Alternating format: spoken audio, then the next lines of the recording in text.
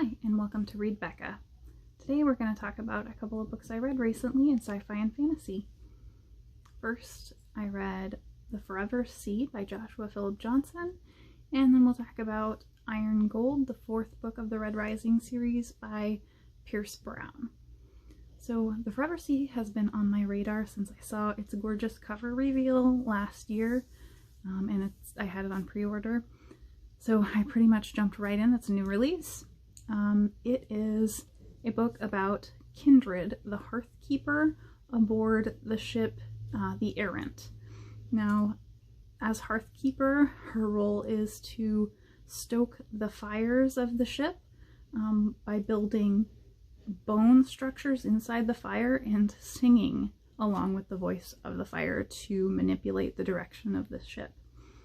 So her ship is coming in from the Forever Sea, which is a sea of miles deep grasses, and they're docking at the sailor city of Arcadia. Now, when they get there, she learns that her grandmother, the Marchess, has stepped off the side of her ship, which everyone assumes means she is dead. So Kindred can't believe that. She gets a letter that her grandmother left behind, and it throws suspicion on what exactly her grandmother was doing. So at the same time that this is happening, on Arcadia, a man named Cantrev is rallying together all of the water suppliers in order to corner the market on water, which is a scarce resource here. So the ship's crew get on his bad side and end up on the run. The only place they can think to turn is the pirate town known as the Once City, which is a fabled sailing city. So no one knows actually where it is, but one of the crew members owns up to being a former pirate and claims to have been there and knows how to get there. So they follow this person's advice, and Kindred wants to hopefully find out where her grandmother is as well, and she thinks that she can find some more information along the way from the Once City as to what her grandmother may have thought she might be able to do in the deeps. So I thought this was a very innovative debut. The whole premise of the world building around this massive miles deep sea of grasses, the magic system around hearthkeeping was really cool. So I think it's a great answer from a soft magic perspective to the hard magic that's been more popularized by, Brandon Sanderson or Will White or Andrew Rowe. So this is basically the opposite of that, where we have a magic that not only we as the reader don't fully understand, but also the characters in the world don't actually understand. So nobody knows how it works exactly. They basically, through trial and error, have figured out what has an effect.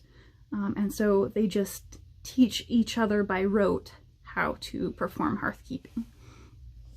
So the prose was very, very good. I think this reminded me a lot of Senlin Ascends, where it has this kind of descriptive writing quality without being flowery or overly purple. So it was just beautiful writing. The one thing that kind of fell flat for me was the characters. So the tone was just very serious all along. I didn't really connect with anyone emotionally or feel a lot of emotions from the characters, and there was very little humor to them. So they didn't seem very lively. There is an FF relationship, and most of the crew is female as well. So I thought it was fine. It was done okay, but I never really felt any spark or actual romance between them. So I think the characterization could use some work. As a debut, this was, like I said, fantastic. It doesn't wrap up quite cleanly, so I don't feel like it gives you a solid stopping point. So it's clear that you will need to continue reading on in the series, and I probably will. This was a 4 out of 5 star read for me. So next up, I read Iron Gold book 4 in the Red Rising series by Pierce Brown. So since it's the 4th book, there's really no way I can talk about it without spoilers, at least minor spoilers for the previous books. So if you haven't read those or you don't want to be spoiled, please go ahead and shut off here. Thanks for watching. So minor non-detailed spoilers. The first 3 books really focus around a revolution and rebellion. Coming into this 3rd book now, we are in a rebuilding phase. So in Iron Gold, we're looking at Darrow, who has kind of led this major rebellion, and he now is older. He and his crew are in their 30s. They have families to worry about, and so they're facing what it means to be leaders if they want to hand off leadership to others and not have such a prominent role anymore. They're wanting the society to be a fully functional and repaired society, and they're trying to figure out how to get there from what has been just war and destruction for so long. So with this book, we moved from that single perspective of Darrow to multi-perspective, and I think for me that was very effective, because we actually get to see both sides of this group that was leading the insurrection previously, as well as now people who were affected by that, who have had great losses as a result, and now are dealing with Darrow being both this iconic, almost mythic figure, but then also having resentment against him as the person that may have harmed their families and their lives and destabilized everything. So when we get into the differences from the previous book as well, I would say the previous books were a lot more page-turning and action-packed for me.